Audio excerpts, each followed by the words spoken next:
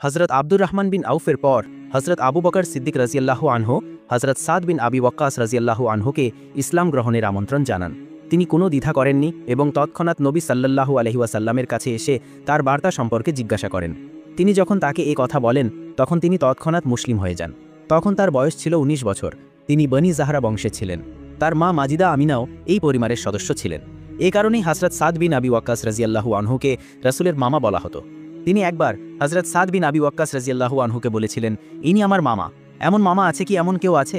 হজরত সাদ বিন আবি ওয়াক্কাস রাজিয়াল্লাহু আনহু ইসলাম গ্রহণ করেন এবং তার মা তার ইসলাম গ্রহণের কথা জানতে পারেন। তখন তিনি খুবই বিরক্ত হন। অন্যদিকে তিনি তার মায়ের প্রতি অত্যন্ত অনুগত ছিলেন।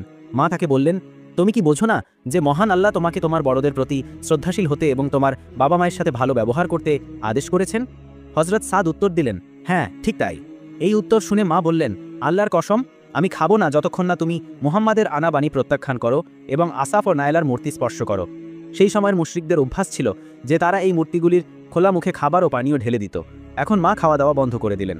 হজরত সাদ তার মাকে বললেন, আল্লাহর কসম মা, আপনি জানেন না যে যদি আপনার হাজার হাজার জীবন থাকত এবং তারা সবাই এই কারণে একে একে শেষ হয়ে যেত, তবু আমি কখনোই মহানবী সাল্লাল্লাহু আলাইহি ওয়াসাল্লামের ধর্ম ত্যাগ করতাম না। তাই এখন খাওয়া বা না খাওয়া আপনার পছন্দ। তার মা যখন এই দৃঢ় সংকল্প দেখেন তখন তিনি খেতে শুরু করেন। কিন্তু এখন তিনি অন্য কাজ করেন। তিনি দরজার কাছে এসে চিৎকার করে বলেন, আমি কি এমন সাহায্যকারী খুঁজে পাচ্ছি না যারা সাদের ব্যাপারে আমাকে সাহায্য করতে পারে, যাতে আমি তাকে ঘরে বন্দি করে রাখতে পারি এবং সে কারাগারে মারা যাবে অথবা তার নতুন ধর্ম ত্যাগ করবে? হজরত সাদ বলেন, এই কথাগুলো শুনে আমি আমার মাকে বললাম, আমি তোমার বাড়িতেও যাব না। এরপর হজরত সাদ রাজিয়াল্লাহু আনহু কয়েকদিন বাড়িতে আসেননি।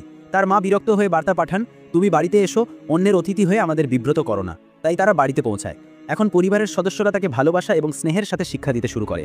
তিনি তার ভাই আমিরের উদাহরণ দিতেন এবং বলতেন, দেখো আমির কত ভালো, সে তার পিতার ধর্ম ত্যাগ করেনি। কিন্তু তারপর তার ভাই আমিরও মুসলিম হয়ে যান। এখন তার মায়ের রাগ এবং ক্রোধের শেষ ছিল না। আমির বিরক্ত হয়ে আবিসিনিয়া হিজরত করেন। আমির রাজিয়াল্লাহু আনহু আবিসিনিয়া হিজরতের একদিন আগে হজরত সাদ বিন আবি ওয়াক্কাস রাজিয়াল্লাহু আনহু বাড়িতে এসে দেখলেন যে তার মা ও আমিরের চারপাশে অনেক লোক জড়ো হয়েছে। আমি জিজ্ঞাসা করলাম, লোকেরা কেন জড়ো হয়েছে? লোকেরা বলল, দেখুন আপনার মা আপনার ভাইকে ধরে আল্লাহর কাছে প্রতিশ্রুতি দিচ্ছেন যে যতক্ষণ না আমির তার কুফর ত্যাগ করেন তিনি খেজুর গাছের ছায়ায় বসবেন না, খাবেন না বা পান করবেন না। এই কথা শুনে হজরত সাদ বিন আবি ওয়াক্কাস রাজিয়াল্লাহু আনহু বললেন, আল্লাহর কসম মা, আপনি জাহান্নামের জ্বালানি না হওয়া পর্যন্ত খেজুর গাছের ছায়ায় বসবেন না, কিছু খাবেন না বা পান করবেন না। তাই তিনি তার মায়ের কথা চিন্তা করলেন না এবং তার ধর্মে অবিচল রইলেন।